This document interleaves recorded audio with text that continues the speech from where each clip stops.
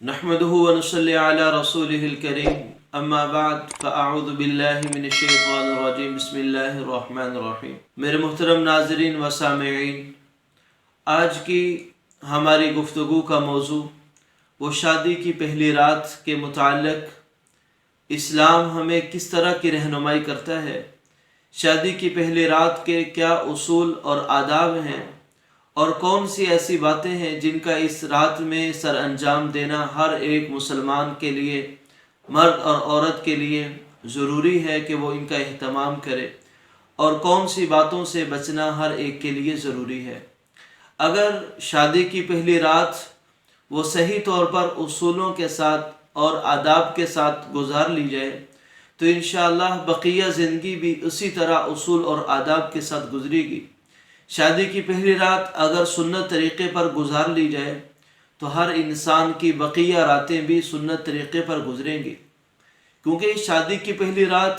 یہی صرف رات نہیں، میاں بیوی کا جب تعلق قائم ہو جاتا ہے تو بعد میں جب بھی انہیں تنہائی کا رات کو موقع ملے گا تو اس میں ان تمام باتوں کا خیال کرنا اور تمام باتیں جو ہم آگے موضوع میں بیان کریں گے ان سے بچنا ضروری ہے۔ لہٰذا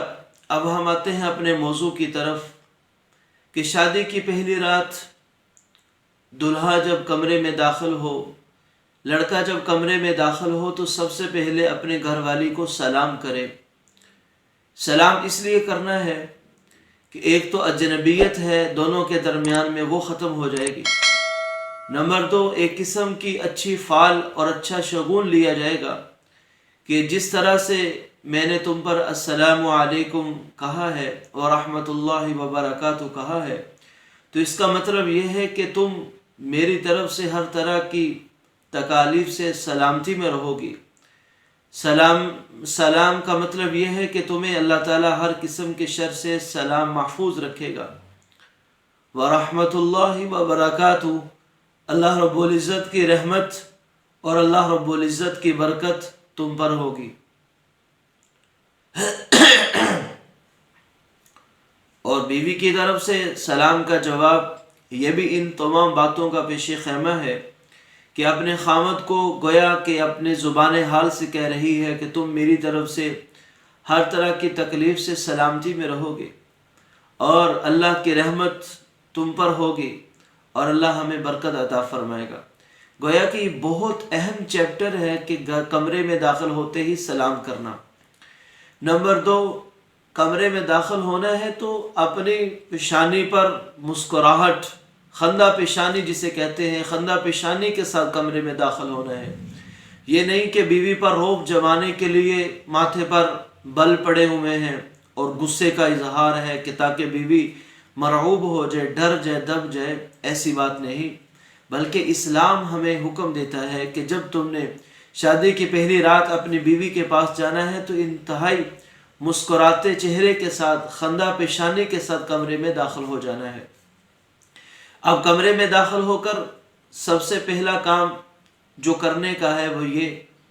کہ خاوند اپنی بیوی کے پیشانی کے بالوں سے، یعنی یہاں سے یوں بالوں کو پکڑ لے اور یہ دعا پڑھے، اللہم انی اسألک خیرہا وخیر ما جبلتہا علیہ واعوذ بک من شرہا وشر ما جبلتہا علیہ۔ یہ دعا بہت ہی جامع دعا ہے۔ اس کے ترجمے کی طرف ہم آتے ہیں، اللہم انی اسألک خیرہا، یا اللہ یہ جو جس لڑکی کو، جس عورت کو تم نے میری بیوی بنا دیا، یا اللہ میں اس کی تمام بھلائیوں کا، خیروں کا سوال کرتا ہوں، وخیر ما جبلتہا علیہ، اور یا اللہ جو اس کی اچھی عادات ہیں اس کی خیر کا بھی میں آپ سے سوال کرتا ہوں، وَأَعُوذُ بِكَ مِن شَرِّهَا، یا اللہ اس کی برائی سے، اس کے شر سے میں آپ سے پناہ مانگتا ہوں، وَشَرِّ مَا جَبِلْتَهَا عَلَيْهِ، اور جتنی بھی اس کی بری عادات ہیں، اس کا جو شر ہے، اس کی جو برائی ہے، یا اللہ اس سے مجھے محفوظ فرما۔ تو جب یہ آدمی پیشانی کے بالوں سے پکڑ کر دعا مانگے گا تو اللہ ضرور اس بیوی کی خیر عطا فرمائے گا اور اس کے شر سے محفوظ فرمائے گا۔ اس کے بعد آدمی اور عورت، یہ میاں بیوی دونوں، 2 رکعت نماز نفل ادا کریں۔ نفل اس لیے ادا کرنے ہیں کہ یہ بہت بڑا اللہ کا کرم اور فضل ہوا ہے، اللہ نے بڑا احسان کیا ہے کہ اگر یہ میاں بیوی کا رشتہ نہ ہوتا تو لڑکی کے لیے پاک دامنی اختیار کرنا مشکل تھا، لڑکے کے لیے عفت اختیار کرنا مشکل تھا۔ اللہ کا شکر ادا کرنے کے لیے کہ یا اللہ آپ نے ہم پر احسان کیا کہ ہمیں حلال اور جائز طریقے پر اپنی شہوت کو پورا کرنے کے لیے، حرام سے بچنے کے لیے، تقوی کے حصول کے لیے آپ نے ہمیں نکاح کے بندھن میں باندھ دیا ہے، تو شکرانے کے نفل ادا کرنے ہیں۔ اور جب شکرانے کے 2 نفل پڑھ لیے، پھر اللہ رب العزت سے دعا مانگنی ہے، اللہم بارک لی فی اہلی وبارک لہم فیہ، یا اللہ مجھے میرے گھر والوں میں برکت عطا فرما اور ان کو میری ذات سے برکت عطا فرما، ورزقنی منہم، یا اللہ ان کی وجہ سے مجھے رزق عطا فرما، ورزقہم منی، اور میری وجہ سے ان کو رزق عطا فرما، اللہم اجمع بیننا ما جمعتنا الی خیر، یا اللہ جب تک ہمیں کٹھے رکھ تو خیر پر ہی کٹھے رکھ، اللہم فرق بیننا اذا فرقت الی خیر، یا اللہ اگر کہیں کسی موڑ پر ہمیں جدا ہونا پڑے تو جدائی بھی ہماری خیر کے ساتھ ہو، شر اور فساد کا ذریعہ نہ بنے۔ تو یہ دعا نماز نفل پڑھنے کے بعد ضرور مانگ لینی چاہیے۔ عربی میں یاد ہو تو بہت اچھا، اگر کسی کو عربی میں یاد نہیں تو اردو میں دعا مانگ لے، اللہ میرے گھر والوں کو برکت دے اور مجھے ان کی وجہ سے برکت دے، یا اللہ انہیں میری وجہ سے رزق دے اور مجھے ان کی وجہ سے رزق دے، ہمیں کٹھے رکھ تو خیر پر کٹھے رکھ، اور جب جدائی کا وقت ہو تو ہمیں خیر کے ساتھ جدا فرما دے۔ یہ دعا پڑھ لینے کے بعد، مانگ لینے کے بعد، اور اس کے علاوہ بھی جتنی بھی دعائیں ہیں آپ نفل کے بعد خوب اللہ سے دعا مانگیں، خوب اللہ تعالیٰ سے خیر مانگیں، اور پھر اس کے بعد خاوند اپنی بیوی کو کچھ کھانے پینے کے لیے پیش کرے۔ اور یہ کھانے پینے کے لیے پیش کرنا سنت عمل ہے، ایسے نہیں کہ ایسی فضول بات، سنت عمل ہے۔ دودھ پیش کر دے، کوئی پھل پیش کر دے، کوئی اور جو بھی چیز کھانے کی ہے وہ بیوی کو پیش کر دے، اور پھر بیوی سے نرم مزاج کے ساتھ خوش طبعی دل لگی کی باتیں کرنا شروع کر دے۔ ایک بات یہاں پر جو قابل غور ہے اور نقطے کی بات یہ ہے کہ آئندہ جو باقی باتیں ہیں اس میں بھی آپ دیکھیں گے، اور ان پہلی تمام باتوں میں کہیں نہیں یہ آتا احادیث کے اندر کہ خاوند اپنی زندگی کے اصول بیان کرنا شروع کر دے شادی کی پہلی رات، کہ تم نے ایسے زندگی گزارنی ہے، میرے یہ اصول ہیں، میری یہ طبیعت ہے، میری ماں کا یہ حق ہے، بہن کا یہ حق ہے، والدین کا یہ حق ہے، اور تو نے ایسے ایسے زندگی گزارنی ہے، میری یہ پسند ہے، میری یہ غیر پسند ہے۔ کہیں احادیث میں ایسی بات نہیں ملتی، کیونکہ شادی کی پہلی رات تو میاں بیوی نے ایک دوسرے کا دل جیتنا ہوتا ہے، اور وہ دل پیار محبت سے، الفت سے جیتا جاتا ہے، نہ کہ اس طرح کے شرائط کے ساتھ، اس طرح کی باتوں کے ساتھ جس سے بیوی یہ سمجھے کہ یہ خاوند تو میرے اوپر حاکم مسلط ہو گیا،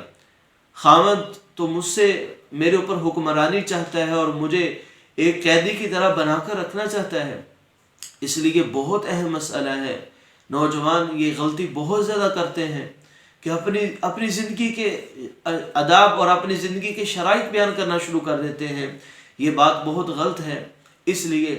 اس سے بالکل پیار محبت سے اس کی دل لگی کی باتیں کریں، اس کے ڈریس کی تعریف کریں، اس کی خوبصورتی کی تعریف کریں، جو بھی مناسب باتیں ہیں وہ کرنے کی ضرورت ہے، وہاں پر اپنے آداب جھاڑنے کی کوئی ضرورت نہیں ہے، اس سے بالکل بچنا چاہیے۔ اس کے بعد جب آدمی اپنے گھر والوں سے صحبت اور ہم بستری کا ارادہ کرے تو صحبت کرنے سے پہلے کچھ نیت کا کرنا بہت ضروری ہے۔ یہ نیت اتنی جامع ہے اور اتنی ضروری ہے کہ آپ کو ثواب بھی مل رہا ہے اور آپ اپنی حاجت بھی پوری کر رہے ہیں۔ سب سے پہلی نیت صحبت کرنے سے پہلے، ہم بستری کرنے سے پہلے، جمع کرنے سے پہلے یہ کریں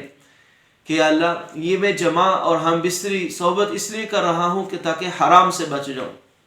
ہاں اگر میں یہ نہ کرتا، شادی نہ کرتا، نکاح نہ ہوتا تو ضرور حرام میں مبتلا ہو جاتا۔ یا اللہ حلال راستہ اختیار کیا ہے حرام سے بچنے کے لیے۔ دوسری نیت یہ ہونی چاہیے کہ اللہ اس کے ذریعے میں تقوی परहेजगारी ये चाहता हूँ, इफ़्फ़त पाक दामनी के लिए मैं ये सोहबत करने लगा हूँ, हम बिस्तरी करने लगा हूँ। तीसरी नीयत ये होनी चाहिए कि अल्लाह इसको आपने मेरी बीवी बनाया है, इस बीवी के मेरे पर हकूक़ हैं, उनमें से एक हक़ ये भी है कि मैं उसकी जिनसी तस्कीन का ज़रिया बनूँ, या अल्लाह इसलिए हम बिस्तरी करने लगा हूँ। और चौथी नीयत वो नेक औलाद का हुसूल हो कि अल्लाह मैं इसलिए हम बिस्तरी करने लगा हूँ ताकि आप मुझे मेरी इस बीवी में मुझे नेक औलाद अता फरमाएं। ये बात नहीं है कि बस आए और हम बिस्तरी की और ख़त्म हो गया, नहीं, बल्कि इन नीयतों का करना बहुत ज़रूरी है ताकि मुसलमान का हर एक अमल वो इबादत बनता चला जाए। और फिर जब लड़के ने लड़की ने खामद बीवी ने कपड़े उतारने हैं तो कपड़े उतारने से पहले बिस्मिल्लाह पढ़िए, और फिर कपड़े उतारने के वक़्त ये दुआ भी ज़रूर पढ़ लिए, अल्लाहुम्मा जन्निबना शैतान व जन्निब शैतान मा रज़क़तना। या अल्लाह हमें शैतान से महफूज फरमा, और जो आप हमें औलाद की सूरत में नेमत दें उसे भी शैतान से महफूज फरमा। और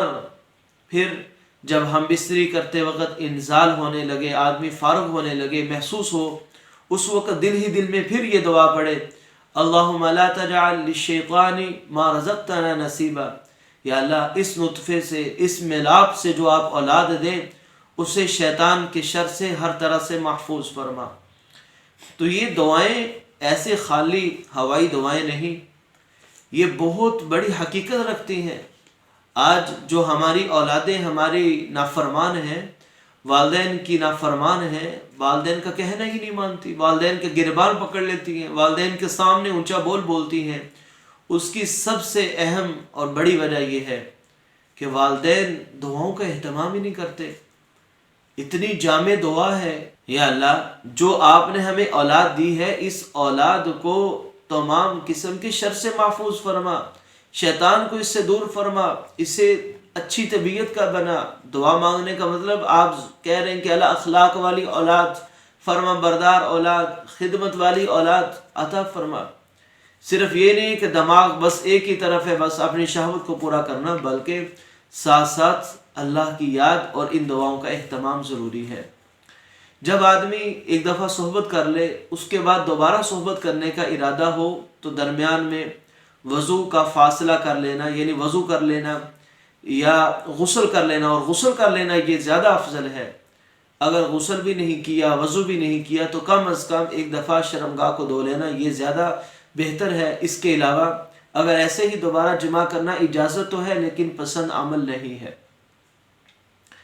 एक दो बातें जो इस जमा के मुताल्लिक हैं, मकाद दुबर पीछे के रास्ते में जमा करना हराम है।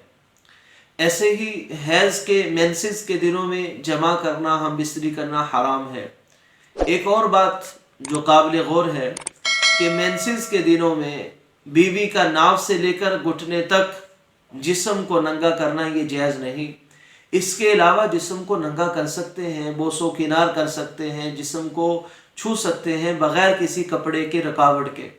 और नाव से लेकर घुटने तक इतने बदन को बग़ैर किसी हाइल होने के, किसी चीज़ के कपड़े के लहाफ के आप नहीं छू सकते, इसका छूना नाजायज़ और हराम है। ये तीनों बातें यानी मकाद में करना और मेंसेस की हालत में करना, और मेंसेस की हालत में बीवी का नाफ से घुटनों तक नंगा करना या इसके साथ जमा करने की कोशिश करना, इन तीनों बातों का ख्याल करते हुए आदमी आगे के रास्ते में हम बिस्तरी का जो भी फितरी तरीका है, जो भी आपको तरीका अच्छा लगे आगे के रास्ते में वो करना, वो जायज़ है, दुरुस्त है। बस इस्लाम हमें इतनी ही तलकीन करता है, इससे ज़्यादा कुछ नहीं। और जब हम बिस्तरी से फारग हो जाएं तो कोशिश करें, सुबह पहली रात है, सुबह फजर से पहले गुस्ल करके अपने आप को पाक साफ कर लें। लड़की भी अपने आप को पाकीज़ा कर ले, लड़का भी अपने आप को पाक साफ कर ले, और फिर सुबह फजर की नमाज जमात के साथ जाकर अदा करें। सबसे अहम और आखिरी बात,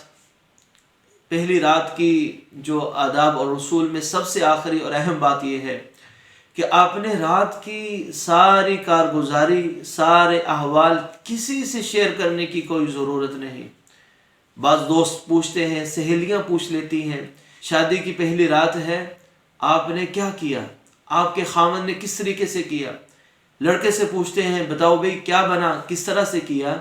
تو یہ کسی بھی طریقے سے اس کا بتانا جائز نہیں۔ نہ لڑکا اپنی بیوی کی پرائیویسی کے بارے میں کسی کو بتائے کہ میں نے اس طریقے سے جمع کیا اور ایسے سے کیا اور اتنا ٹائم لگایا، اور نہ لڑکی اپنی سہیلیوں کو بتائے کہ میرا خاوند ایسا ہے، اس کا ایسا ہے اور جمع اس طریقے سے کیا۔ یہ دونوں کو بتانا بالکل جائز نہیں اس کا بتانا، بلکہ اللہ کے نبی صلی اللہ علیہ وسلم نے ملعون فرمایا ہے کہ اللہ کی لعنت ہوتی ہے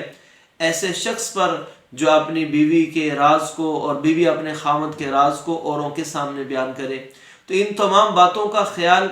شادی کی پہلی رات میں رکھنا بہت ضروری ہے، بہت ضروری ہے۔